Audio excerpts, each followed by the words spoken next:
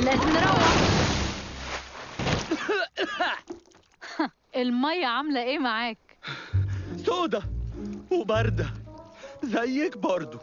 هو ايه اللي يخلي واحدة تضحي ببنتها علشان خاطر تحافظ على شبابها؟ القصة الحقيقية للأم جاسل مش بس شريرة زي ما شفنا، دي واحدة بدأت رحلتها عشان خاطر الخير وانتهت بأسوأ شكل ممكن. في الفيديو ده هنكتشف القصة الكاملة من البداية للنهاية. اللي احنا نعرفه عن الأم جاسل إن هي كانت ست عجوزة أنانية ومغرورة جدا، وعايشة بس علشان خاطر تمتلك زهرة سحرية تسمى زهرة الشمس الذهبية. بس القصة الحقيقية بتبدأ من زمان قوي قبل أحداث فيلم روبانزل. زمان جدا قبل ما المملكة بتاعت كورونا دي تتكون كان في عالم مليان صراعات بين قوة عظيمة. كان في شراكة بين مخترع عبقري يسمى لورد دي وساحرة قديمة تسمى زانتوري. الاتنين هنا كانوا بيدوروا على حاجتين أقوياء جدا، زهرة الشمس وحجر القمر، اللي اتقسموا بسبب حدث غامض في السماء. في البداية كانوا شغالين مع بعض، لكن مع الوقت الساحرة زان هنا بقت طماعة وعاوزة تحتكر القوى نفسها، وده بقى خلى العلاقة بينهم تتحول لصراع كبير استمر سنين طويلة جدا.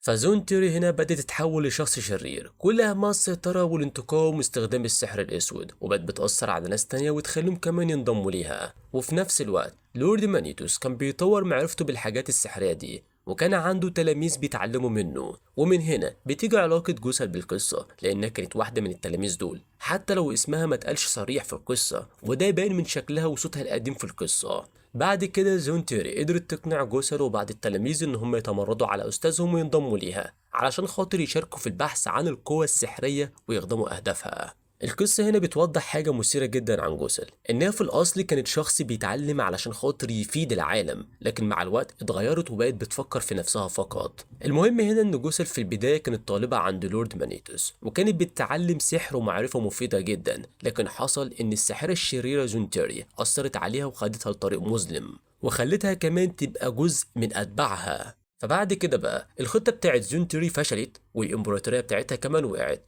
وده بيخلي جوسل تبقى لوحدها من غير معلم او جهة كمان تتبعها. في الوقت ده لورد مانيتوس قدر يهزم زونتيري ويحبسها في عالم تاني، وكمان قدر ان هو يفرق اتباعها وينشر ابحاثه وخبى اجزاء منها في اماكن مختلفة، وبدأ هنا يطارد اتباعها.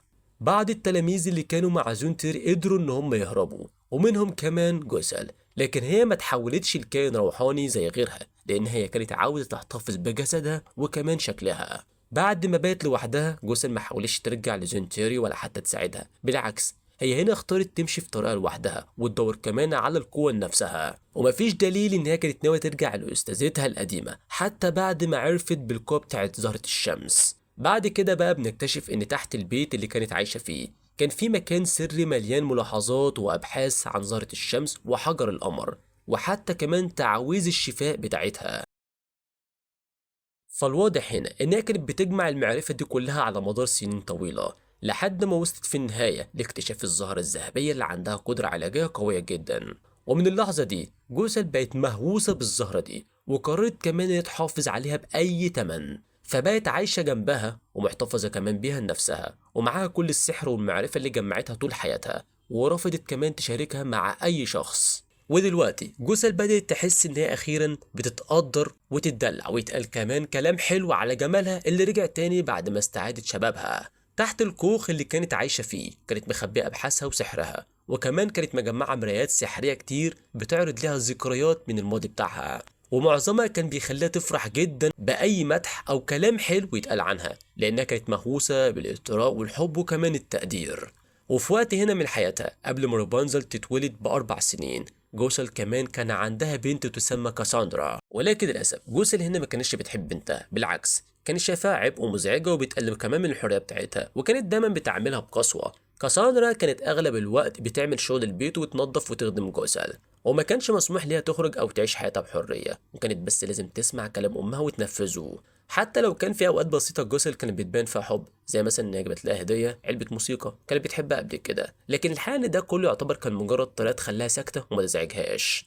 وفي النهايه واضح ان وجود كاساندرا كان مجرد نتيجه لحياه جوسل اللي كلها بحث عن الحب والمدح، مش لانها كانت ام حنونه فعلا. وجوسل كانت بتشوف بنتها كعائق قدام الحياه اللي هي عايزاها، وده سبب ان هي في يوم من الايام تخلت عنها. بعد كده لما زهرة الشمس اتاخدت من الملك علشان خاطر تعالج الملكة، اكتشفوا ان بنتهم روبانزل عندها نفس قوة الزهرة. ساعتها جوسل خطفت روبانزل وسابت كاساندرا وراها وراحت تعيش في البرج. هي كانت مستعدة تعمل أي حاجة علشان خاطر تحافظ على شبابها، حتى لو ده معناه إنها تتخلى عن بنتها. فلمدة هنا 18 سنة جوسل ربت روبانزل على إنها بنتها، لكنها في الحقيقة كانت بتتحكم فيها وبتستخدم أساليب قاسية علشان خاطر تخليها معتمدة عليها. كانت بتقلل من ثقتها في نفسها وبتخليها تبعد عن العالم ومش عاوزاها تحلم بأي مغامرة أو حياة خارج البرج. وفي نفس الوقت كانت ساعات تبين لها حب واهتمام وتخليها تحس ان هي فعلا امها الوحيده اللي بتحبها وكمان بتحميها، لكن كل ده علشان خاطر تخلي روبانزل محتاجه ليها اكتر واكتر كمان. ولو روبانزل شكت فيها او سالتها اسئله صعبه، جوسل كانت بتقلب الموضوع عليها وتخلي كمان روبانزل تحس ان هي الغلطانه وكانها هي السبب في اي مشكله بتحصل. والحقيقه ان ده كله كان صعب جدا ومؤلم كمان يتشاف، لان جوسل كانت بتتصرف بذكاء وخداع شديد جدا كأم شريره. فالشر هنا عند شخصيات زي هادس وسكار وأرسولا بيبقى واضح وصريح، لكن جوسل مختلفة، كانت خبيثة وبتلعب على نفسية روبانزل بطريقة مؤذية جدا. هي نادرا ما كانت بتظهر شرها بشكل مباشر، لكن كانت دايما تقلل من روبانزل بكلام جارح وتكسر ثقتها في نفسها.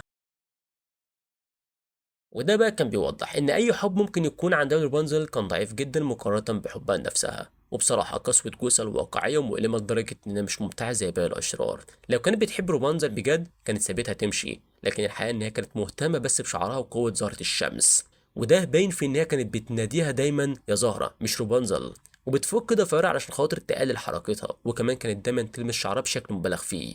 رغم ان هي كانت عاملة نفسها ام طيبة لفترة طويلة، لكن الحياة بتاعتها كانت بتبان مع الوقت. كانت دايما بتهين روبانزل وتضغط عليها علشان خاطر تفضل محبوسة في البرج، لكن كل ده بيبدأ ينهار لما روبانزل هربت وراحت مملكة كورونا تدور على الفوانيس الطايرة مع أصحابها زي يوجين وغيره. بدأت تفهم معنى الحب الحقيقي. يوجين كان بيحب روبانزل شخصيتها، لكن جوسل كانت بتحبها علشان خاطر السحر اللي جواها فقط. حب جوسل كان أناني ومشوه ويمكن أصلا ما كانش حب حقيقي.